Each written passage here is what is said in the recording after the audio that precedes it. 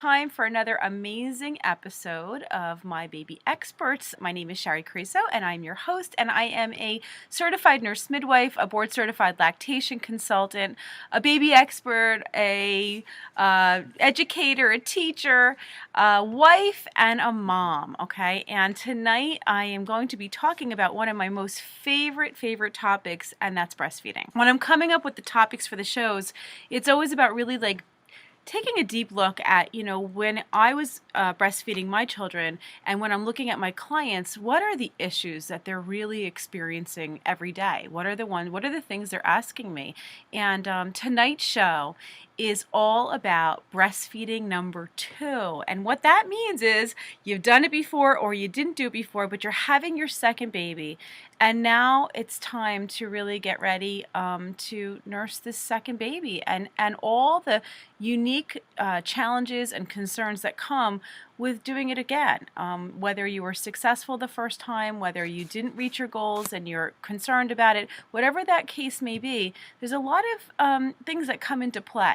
With me tonight, I have Stephanie Casemore, and she is with me on the phone, and she is an author, and she's a mom, and she's written 2 books, and I'm going to read it because I want to get it right. The books that she's written, and one is Exclusively Pumping Breast Milk, A Guide to Providing Express Breast Milk for Your Baby, and the second book is Breastfeeding Take 2, and I just love it. Stephanie, are you there? I am here. Hi, Stephanie. Welcome. Welcome. Thank you so much for being here with us tonight. Thank you for having me, Shari. I appreciate the opportunity. Yeah, I really appreciate it. It's so funny because we did this last minute, and I'm so glad that you were available. I had a chance to see your book, and I was like, wow, this is a perfect opportunity to discuss this topic with you and to give people a resource to really be able to go further with the conversation. It's really such an important topic and something that, we all need support with. I know just as in my own practice, and I was a midwife and I had delivered all these babies and I had taken care of women for years, and still when I had my first baby, there I was struggling with breastfeeding. And it's just, you see this all over the place with nurses and doctors and people that you think they should know or we should know, and then when we have our own baby, it can really be difficult. So Stephanie, you have written 2 books, and one of them is about pumping, and the other one is about the struggles of having your second and having the concerns. And so, what inspired you to write your books? Well, my first baby was born at 31 weeks. Okay. I developed very severe preeclampsia at about 30 weeks and was in the hospital for just a few days before my doctors informed me that I would have to be induced. Right. So right away I had to start pumping. At 31 weeks I didn't really have the option to begin breastfeeding. Yes. And my intention had always been to breastfeed.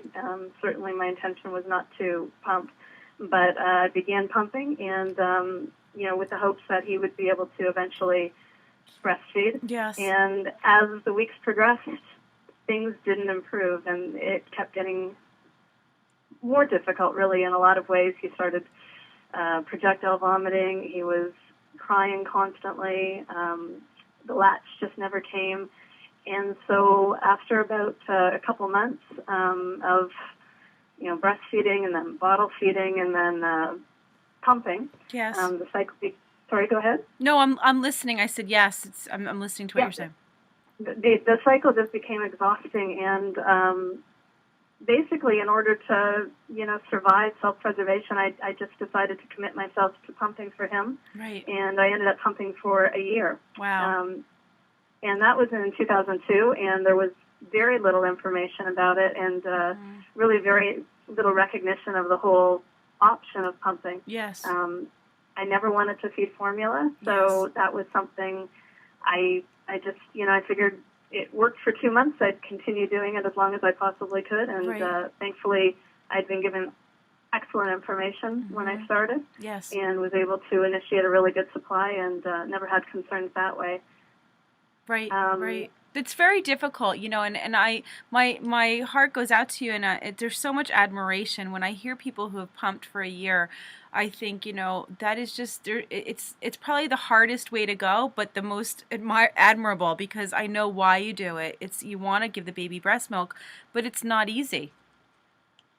No, it It's not. definitely isn't. And I always have to say that first, that it's not the easy route. It's not certainly not the way I would choose to feed a child if I had the option of breastfeeding. Yes. But it's it's a choice you make when you don't want to feed formula. Definitely. And I think to a certain extent, I know in my own experience, and I think from a lot of women that I communicate with who are also pumping. Yes. To some extent, it's a way of working through the challenge of breastfeeding. I always tell women that don't wean until you've worked through some of that, because oftentimes it is a way to kind of work through the grief and the loss of what you were unable to do. Yes. Yes. Well, I think there's two parts to it, and I think just knowing that you're able to at least give your baby breast milk, especially with a baby that's born prematurely when they're in the NICU. It's like those are the things that at least that's the only thing that mom is the only one that can do that. And sometimes when a baby won't latch, or because they can't latch because of prematurity, it is a way to at least deal with the fact that you're not getting it exactly the way you want to. And absolutely. Yeah. So it's definitely a way to kind of process the emotional aspects of just everything you're going through. The cycle just became exhausting, and basically, in order to survive self-preservation, I just decided to commit myself to pumping for him. Right. And I ended up pumping for a year. Wow.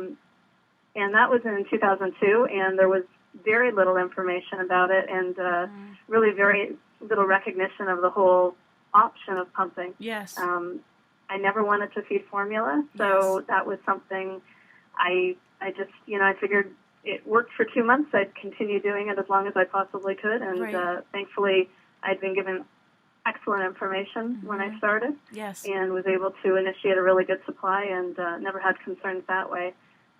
Right. Right. It's very difficult, and my heart goes out to you, and there's so much admiration when I hear people who have pumped for a year. I think, that is just it's probably the hardest way to go, but the most admirable, because I know why you do it. It's you want to give the baby breast milk, but it's not easy.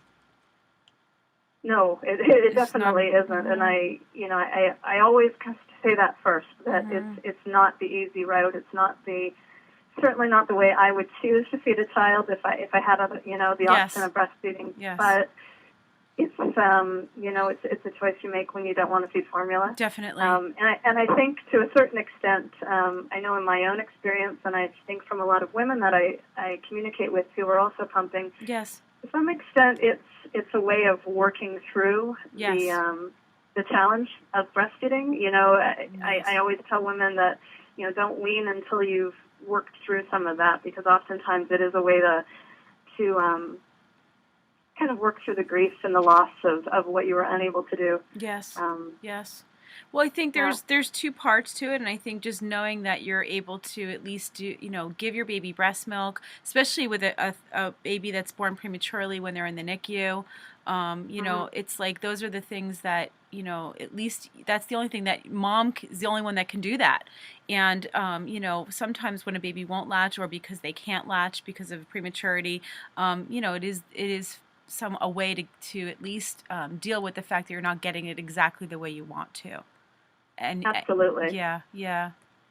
So it's definitely a way to kind of process the emotional aspects of just everything you're going through. And as you say, it's an opportunity to do something. Yes. I know myself.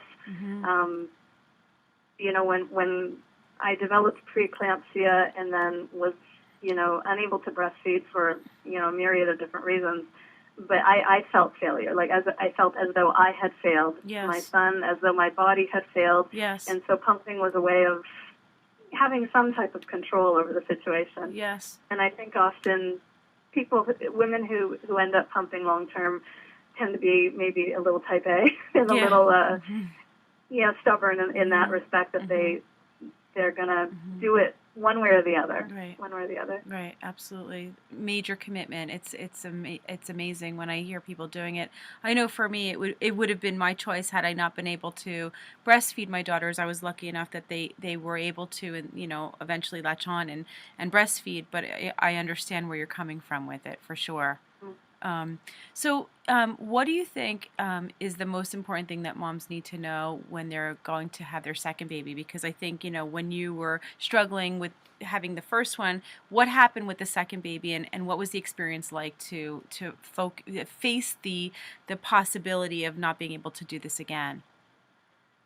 Well, it's funny. I always say that when I got the positive pregnancy test the second time, the first thought that went through my head was, am I going to be able to breastfeed this child? Yeah. I had upwards of a 50% chance of preeclampsia reoccurring. Yes. Because it was so severe the first time. Yes. But that was, a second or third thought. It really was, am I going to be able to breastfeed? So, right from the start, it became kind of an overwhelming concern or thought in my head, and something that I wanted to do it, and I honestly didn't know if I could pump for a second child, Yes. And I hear from so many women who are pumping with toddlers in the house, and I don't know how they do it. They're amazing. Yeah. But I didn't know if I could do that. I didn't know if I had it in me. Yeah.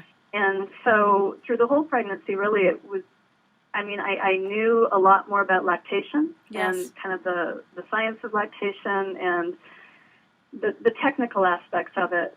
But what I was unprepared for was the emotional aspect. And I think when you've had a difficult experience the first time or have been unable to breastfeed the first time, that emotional aspect has to be addressed. Yes. You don't want to go into the second experience with all the baggage of the first one. Yes. So it's a matter of really processing that first experience, grieving the loss, working through what you did do, and looking at the positives of the experience as opposed to simply the negatives of the experience, because oftentimes we dwell on, I failed, or I didn't, or, I wasn't able to do this.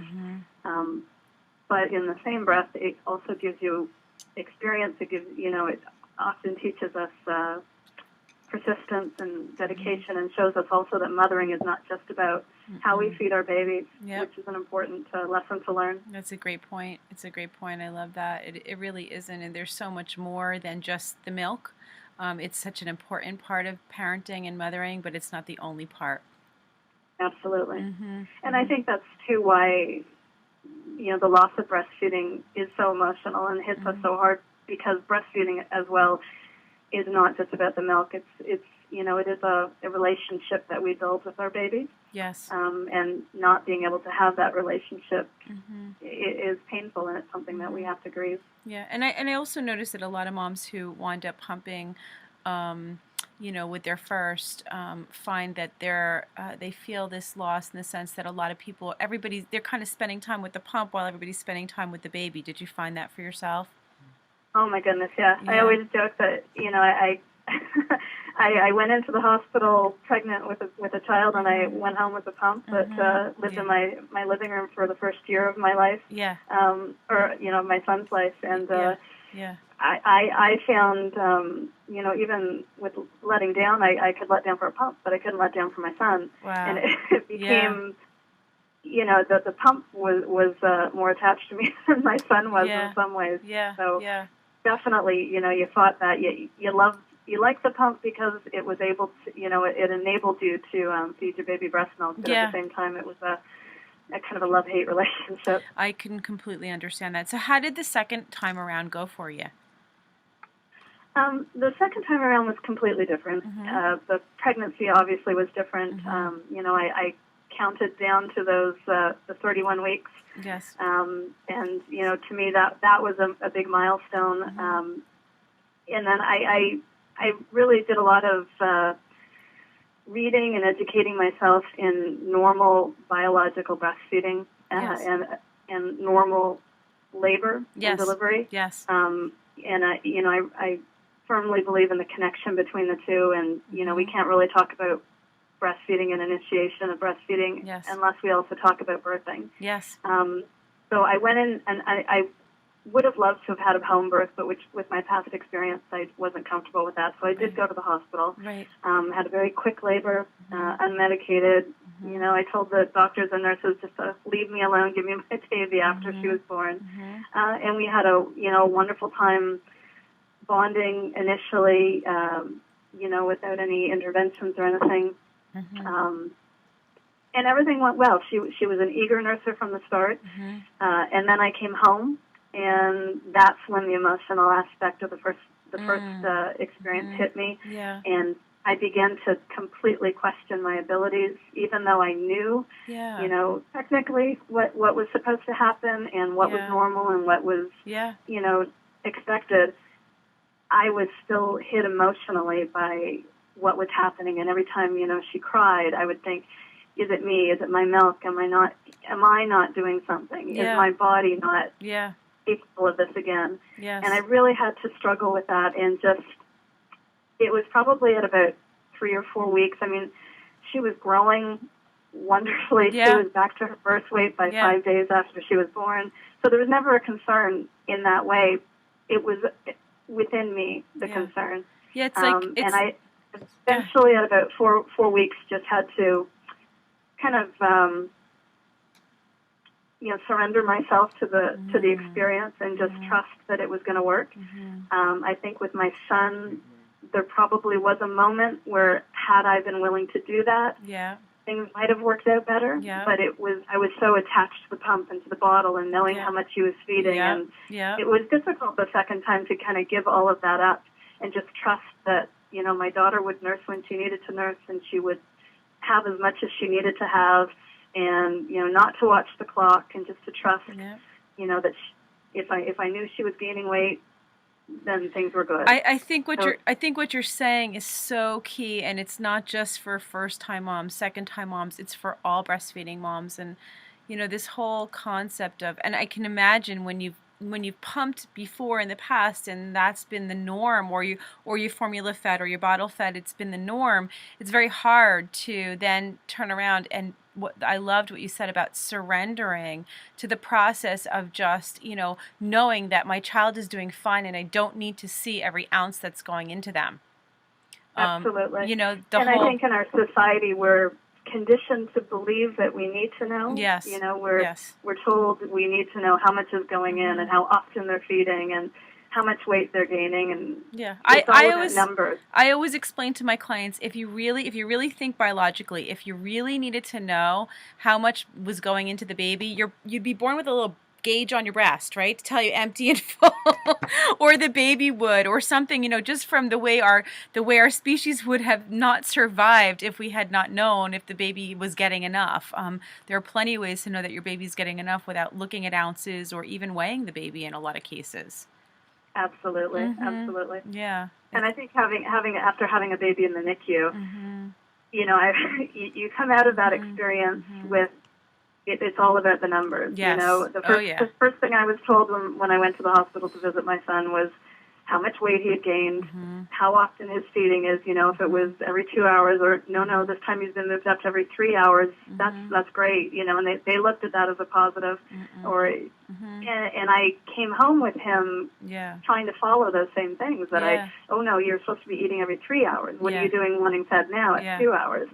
And it's easy to get caught up in that. And it's very easy. And you know, and then I see people, they come in and they've got their whole, it's almost like they've taken home the hospital chart, and even the breastfeeding experience has become more about documenting every minute and how many minutes on the right side and how many minutes on the left side and what time I started and what time I finished, and they'll walk in for a consultation. I'll say, I don't want to see any of that. Did the baby pee? That's all I need to know. Absolutely. And it's like, I remember after my daughter was born, the nurses would come in and say, when did she nurse and how long did she nurse? And I would keep saying, I don't have a watch and there's no clock in the room. Why do you keep asking me this? It doesn't matter. It doesn't matter. Exactly. It doesn't matter. It's the truth. You know, it's so interesting. It's like when I think about having my second, you know, when I think back to my own experience, how far apart are your children from each other in age? 3.5 years. 3.5, yeah. Mine are 2.5 years apart. And I just remember, like, I struggled. I had issues with soreness and, just pain with the latch. I did exclusively breastfeed both of my children, but it was hard the first, month or so with my first baby, just not really knowing a lot, not knowing a lot about proper latch and position and everything else that I do now. But it was a difficult time. And when I had my second, and then I went on to nurse her for about 13 months exclusively. When I had my second baby, I remember thinking this is going to be a breeze, and I had all exactly the same problems. Like it just there was no difference, and well, surprise, surprise, I had done nothing different than the first time. It was exactly the same. The only difference that was really there for me was that I kind of knew it was going to be over. So it's like I knew there was an end in sight. I knew that it was going to get better, and basically that was the only thing that made me feel better. Not that it was any easier. And I think that it's really important that if you have issues with your first, and I don't know if you agree with this, Stephanie, if you had issues with your first, that you just don't assume that it's just going to be better with your second, that you do something different to educate yourself, take a class, get some support, line up a lactation consultant. Like you said, you were ready to start thinking about breastfeeding from the minute you had a positive pregnancy test. Absolutely. Yeah. Absolutely. I don't think it's ever too early to speak to a lactation consultant, and I often will encourage women to find a lactation consultant during their pregnancy and meet with them. Yeah. I've had some women say, well, the lactation consultant said there's nothing they can do until after the baby's born. And I say, find another one then, because there's lots that can be done. Absolutely. Yeah. Yeah, it's sad because it's like in our society, we just don't have it set up to really support breastfeeding. And, that's, I think, more than anything, you've got some biological issues that are rare and far and few between. And then what's really interfering is really more of the social pressures that I would consider.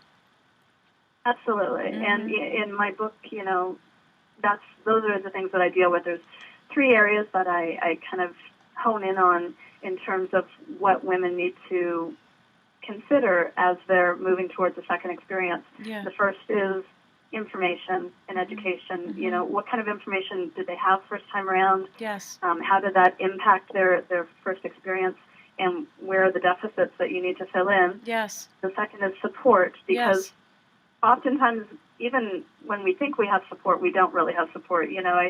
I was lucky in that I don't have a large family, mm-hmm. and I didn't have an interfering mother, and my mother-in-law lives far away from me. Mm-hmm.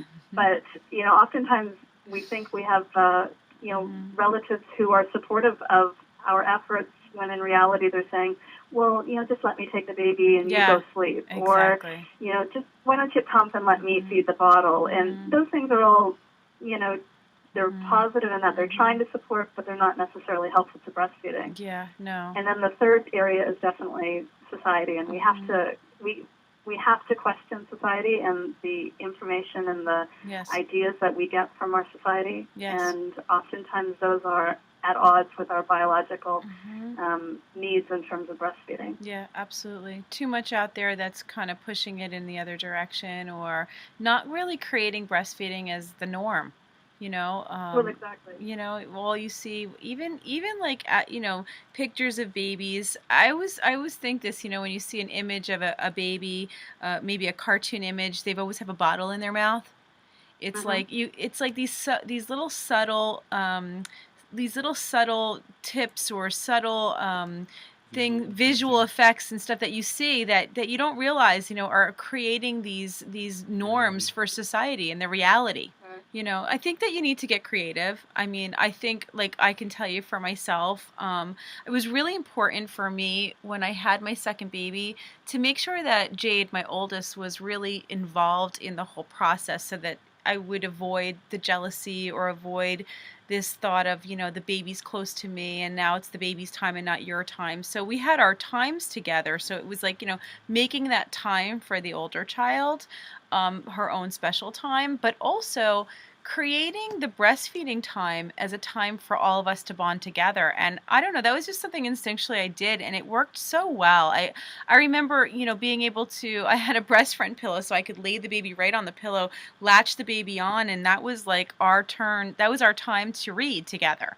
So Jade would come over to me and say, "Feed the baby, feed the baby," because she knew that, she was going to sit with us, and mommy and her were going to feed the baby together while we read stories.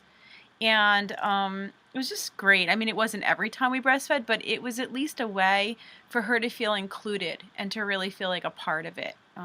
It was fantastic. But I think it's important just to kind of normalize it in terms of this is how a baby eats, and I need to be here. And make that very much the part of this is how your little sister, your little brother is eating, and why don't you come and talk to me? Or I know some people I know who have had baskets of toys, and the older child only gets to play with those when the baby's nursing, so it becomes more of an exciting an opportunity for them to play with that fun toy that they don't normally get. And the other thing I would say is learn how to use a baby carrier, a sling, a wrap, something like that, so you can be a little more hands-free, and that gives you a lot of freedom if you at least have one hand, and preferably two, that you can move around. Well, the best carrier I've seen is the one that we're going to give away on the show today. It's what I loved so much about it. It's the Koalakin. I mean,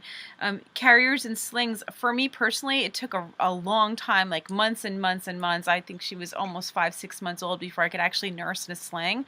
What I loved about this was, when I saw it, was like it really properly positions the baby at the breast. Amazing, like for even a newborn, to be able to hold the baby properly. And that's why I thought it was such a great idea for a second-time mom, because like you said, you're jumping up, sometimes you need to be on the go.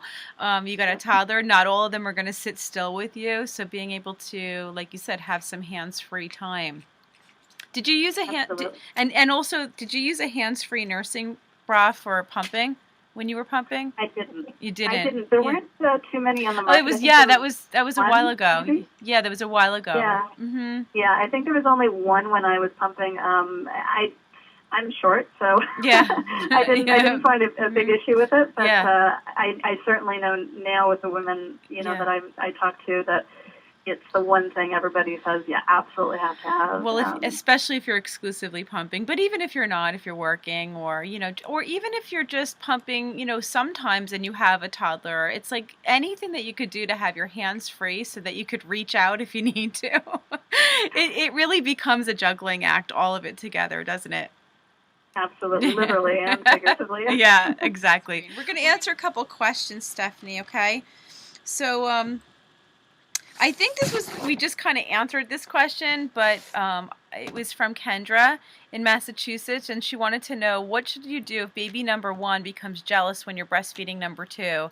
And you kind of said that you experienced that a little. Do you have any advice for her, or how did you handle it? Well, I don't know if I have any great pearls of wisdom. Yes. I think it's really a matter of just patience, kind of speak at the level of your child, depending on how old they are. Yep. Don't expect, I think it's in some ways unrealistic to expect that a child's going to simply accept a new baby in the house. Yes. They've been number 1 for a long time. So, just patience, as you said, a lot of, one-on-one time with your older child, to let them know that you're still there and that they're still important. And include them as much as possible in what's happening, so that it becomes, a family time, Definitely. not just mom and the new baby kind of. And it's not just breastfeeding. Just coming home with a sibling. We did a show, I guess it was over the summer, right, with Tammy Gold, the parenting coach. There's an episode that we did on bringing home new baby, and we did she had some awesome tips, great advice. If anybody wants to go back and watch that episode on bringing home a second child and how to deal with jealousy issues, and things that I had never even thought of, about like when you meet the baby for the first time, not to be holding the baby, like just all kinds of things that you want to consider. I would definitely go back and watch that episode. It was really, really good. She's fantastic, Tammy. So how about the whole concept of how to explain what you're doing to your older child. I think this is not as much of an issue when you're dealing with a toddler, because they just it becomes normal very quick. But when you have an older child that may be kind of like, what are you doing? They don't remember being breastfed themselves. They may not be, like we said, society just doesn't have it as a norm. They may have a lot of questions. It's something that, you definitely want to address. And I wouldn't wait till the baby comes home to start addressing these questions and the whole concept of breastfeeding, but actually discuss it with them. There's books that you can actually purchase, children's books that talk about breastfeeding, and there's one specifically called My Best Milk.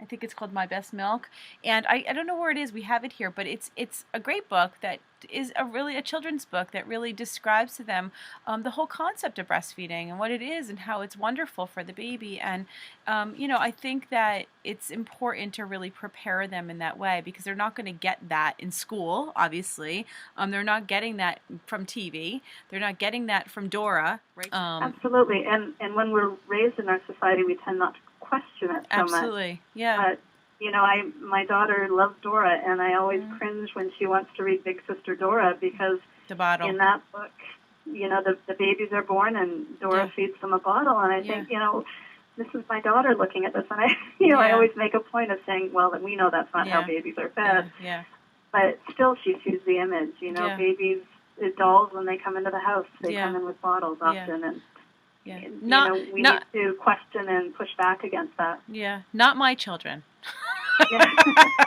My children, my children are extremely educated. Even as toddlers in preschool, the teacher would call me and say, "Your daughter is so knowledgeable." I'd say, "Oh, what's she doing now?" And she would be breastfeeding her dolls. When everybody else was using the bottles on the dolls, my daughter had her shirt up with the baby breastfeeding. And, as much as my son would hate me saying this, I have a picture of him breastfeeding one of his, I think it was his monkey. I've heard that, I'm so happy, actually, it's although wonderful. My son and I weren't able to enjoy a breastfeeding relationship, and, we've, I think, to be honest, probably had some struggles because of that lack of the same relationship that I had with my daughter. Yes. But he still was able to witness his sister nursing, and he was still part of that relationship. So even though it wasn't a relationship he got to enjoy with me, he still benefited from his sister.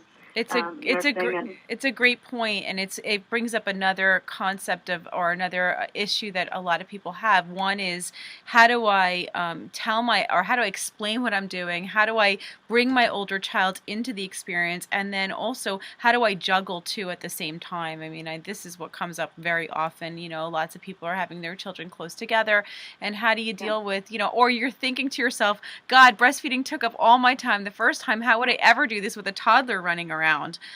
Just like you were thinking about pumping in a toddler, it seems overwhelming. Yeah, for sure. I think that you need to get creative. I mean, I think, like, I can tell you for myself, it was really important for me when I had my second baby to make sure that Jade, my oldest, was really involved in the whole process, so that I would avoid the jealousy or avoid this thought of, the baby's close to me and now it's the baby's time and not your time. So we had our times together. So it was like, making that time for the older child, her own special time, but also creating the breastfeeding time as a time for all of us to bond together. And I don't know, that was just something instinctually I did, and it worked so well. I remember, being able to, I had a breast friend pillow, so I could lay the baby right on the pillow, latch the baby on, and that was like our turn. That was our time to read together. So Jade would come over to me and say, feed the baby, because she knew that, she was going to sit with us, and Mommy and her were going to feed the baby together while we read stories. And it was just great. I mean, it wasn't every time we breastfed, but it was at least a way for her to feel included and to really feel like a part of it. It was fantastic, and I've never experienced with Jade the jealousy that some people go through, and I don't know if it's just from not including them. I really think it's not just about making time that's separate for them, but actually making them a part of the experience. There's a question that came in from Rosa in New Jersey, and Rosa wanted to know how to increase milk production.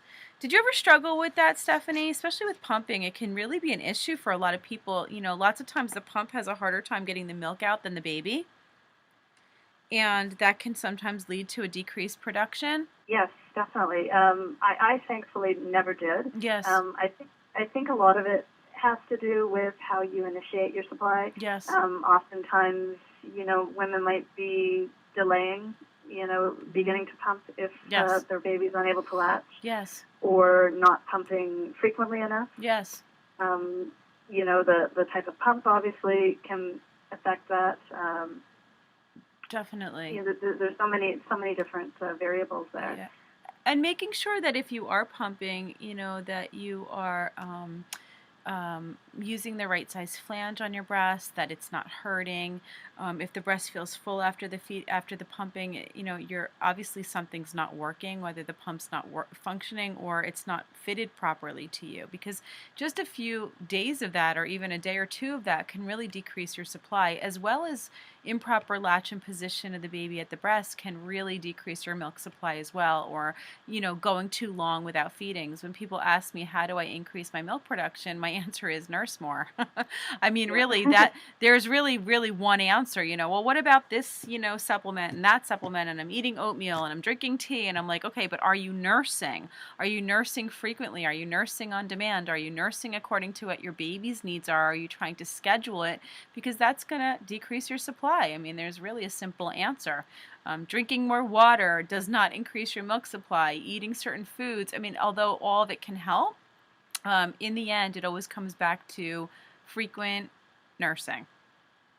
So, absolutely. I'm often asked that question of how do I increase my supply, and it comes down to supply and demand. It's always supply and demand. If demanding it, you're not going to get the supply, and you can take as much fenugreek or domperidone as you want. Yep. But unless you're increasing the frequency, it's not really going to do a whole lot for you. Absolutely. So it's a matter of frequency. Absolutely, it's not going to do much if you're not actually breastfeeding. People want to put it off, but it's something babies need to eat frequently. Small amounts, small frequent meals. I mean, we all really need small frequent meals. That's what we should all be doing. But especially little babies, and especially for your supply. If you're starting to feel full between feedings, you're probably going too long. Your breast should feel soft and not too engorged and not too full between feedings. That means that you're feeding frequently enough, and the feedings don't need to necessarily last a really long time. It just needs to be done often. So absolutely, I always remind mom that it's not nursing on demand, it's not nursing on demand only from the baby side of things. It's also mom can demand. Yeah. That if you're feeling full, nurse. Yeah. Don't wait for your baby to wake up. Get them. Pick them up. Yep. And most babies will nurse when they're sleeping. Exactly. So if you're needing to, go ahead. Well, most people don't understand the cues of their baby wanting to eat, and it's like not necessary. It's not a baby crying.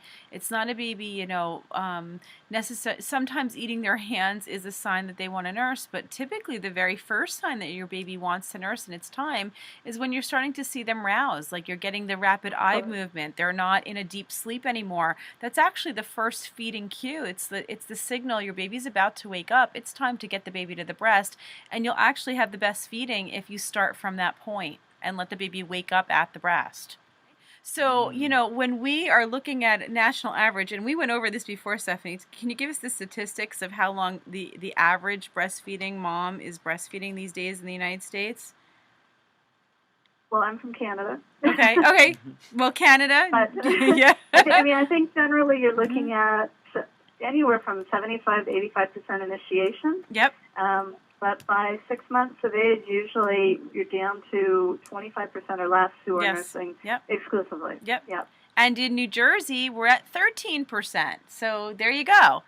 13%. Absolutely. And I was just in Oklahoma. When was that? In the spring?